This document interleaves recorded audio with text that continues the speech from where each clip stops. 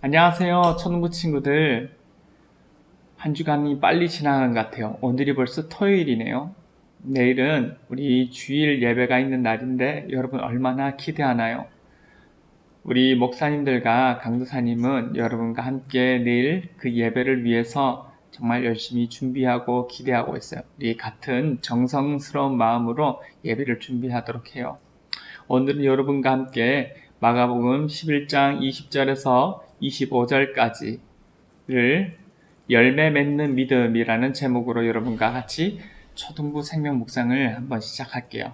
먼저 어제 말씀과 오늘 본문 앞에 있는 이야기를 간단하게 여러분과 같이 나눠볼게요. 호산나 주의 이름으로 오시는 자여, 이렇게 많은 무리들의 환영을 받으며 낙이 새끼를 타고 예루살렘으로 들어오신 예수님은 성전을 둘러보신 뒤에 제자들과 함께 베다니로 돌아가셨어요. 이튿날 예수님은 제자들과 함께 이 베다니를 떠나시는 길에 배가 고프셨어요. 근데 마침 멀리서 잎이 무성한 무화과 나무 있는 것을 보시고 가까이 가셨어요. 무언가 열매를 얻으려고 갔지만 아무것도 열려있지 않았어요. 무화과 나무는 아직 열매가 열릴 시기가 아니었어요. 근데 예수님은 나무에게 다시는 아무도 내 열매를 먹지 못할 것이다 라고 무화과 나무에게 말씀하셨어요. 사실 예수님이 무화과 나무가 지금 열릴 시기가 아닌 것 알고 계셔요. 다만 예수님은 이 무화과 나무를 통해서 하나님을 향한 경건한 마음이 없는 이스라엘의 모습을 비유로 말씀해 주신 거예요. 이 이스라엘 사람들을 향한 말인 거죠. 무화과 나무를 향한 말이.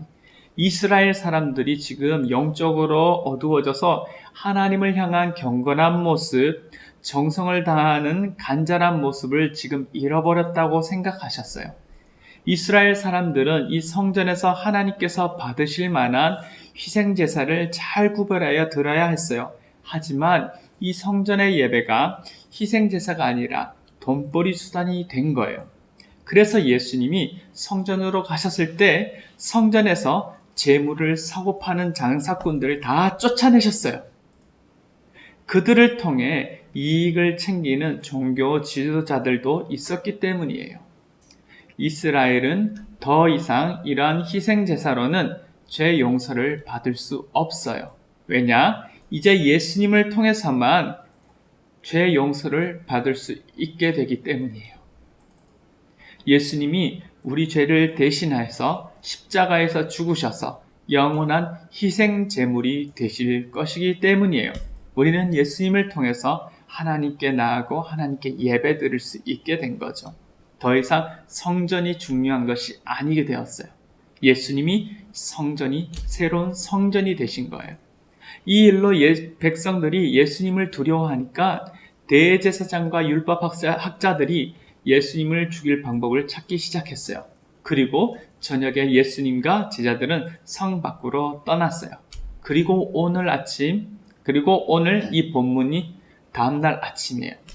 예수님과 제자들이 이제 예수님이 열매를 찾으셨던 무화과 나무가 뿌리부터 말라 죽어 있는 걸 봤어요. 하나님을 향한 경건한 마음이 없는 이스라엘 모습과 같은 이 무화과 나무는 결국 예수님이 말씀하신 것처럼 다시는 아무도 내 열매를 먹지 못할 것이다 라고 말씀하신 대로 죽어버렸어요. 하나님의 뜻과 맞지 않는 돈벌이 수단이 되어버린 이 성전의 제사, 이것은 끝났다는 거예요. 더 이상 성전의 제사로 하나님 받으시는 그런 제사는 끝났다는 거예요. 예수님은 이 무화과 나무가 죽었다는 말을 베드로에게 들으시고는 이제 제자들에게 중요한 것을 가르쳐 주세요. 바로 믿음의 기도와 용서하는 생활이요. 왜 갑자기 이것을 가르쳐 주실까요? 예수님께서 무화과 나무를 통해서 알려주신 대로 하나님의 백성들은 성전에서 예배하는 것이 아니라 우리를 구원하기 위해서 죄를 대신하여 죽으시고 부활하신 예수님, 바로 이 새 성전이 되신 예수님을 통해 하나님께 예배하는 시대를 맞이했어요. 그래서 예수님께서 이사야 예언을 통해서 성전을 두고 나의 집은 모든 민족이 기도하는 집이라고 불릴 것이라고 말씀하셨기 때문에 이 새 성전이 되신 예수님을 통해 예배하는 자들도 모든 민족이 기도하는 집, 믿음의 기도로 예수님께 나아가는 것이 중요한 걸 알려주셨어요. 그렇다면은 이제 예배하는 사람들은 새 일을 이루시는 예수님이 누구이신지 아는 믿음이 필요해요. 하나님은 우리를 불쌍히 여기시는 분이시고 우리의 기도를 들으시는 분임을 여러분 믿으세요? 예수님의 이름으로 기도하면 반드시 이루어진다는 거 여러분 아세요? 요한복음 14장 14절에 예수님께서 이렇게 말씀하셨어요. 그리고 너희가 내 이름으로 무엇이든지 구하면 내가 너희에게 다 이루어 주겠다. 그리하여 아버지께서 아들로 말미암아 영광을 받으시게 될 것이다 라고 약속하셨어요.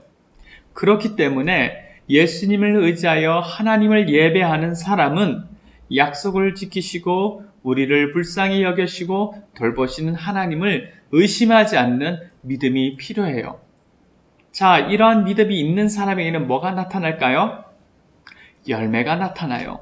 성전을 통해 예배하던 사람들에게는 이제 아무런 열매가 나타나지 않고 오직 우리의 새로운 성전이 되신 예수님을 의지하여 하나님께 예배하는 사람에게 열매가 나타난다는 것이에요. 예수님은 우리의 중심을 보시기 때문에 우리가 올바르게 예배하지 않는 것을 다 아세요. 그렇기 때문에 우리 마음을 아시는 예수님을 향한 우리 사랑과 정성으로, 이게 믿음으로 예배하는 거예요. 이렇게 하지 않으면 어느 장소에서 우리가 예배하든지 간에 하나님은 받지 않으실 거예요. 그리고 우리를 불쌍히 여기시고 죄를 용서하신 예수님께서 나를 사랑하신 것처럼, 용서하신 그 사랑처럼 우리도, 하나님의 백성들도 서로를 용서하는 착한 열매가 나타나시길 원하세요. 여러분, 참된 믿음은 열매로 나타나요. 믿음이 없다는 것은 열매도 없는 거예요. 우리 예배를 받으시고 기도를 들으시는 하나님을 향한 사랑과 정성을 가득 담은 믿음의 예배, 기도의 예배를 여러분 드리고 있나요? 여러분, 기도와 말씀 묵상의 태도는 어떤 건가요? 예수님의 보시기에 좋은 모습인가요? 여러분, 예수님의 도우심과 기도 응답의 열매가 여러분들에게 가득하기를 기대해요. 믿음의 예배, 믿음의 기도, 믿음의 묵상을 통해서요.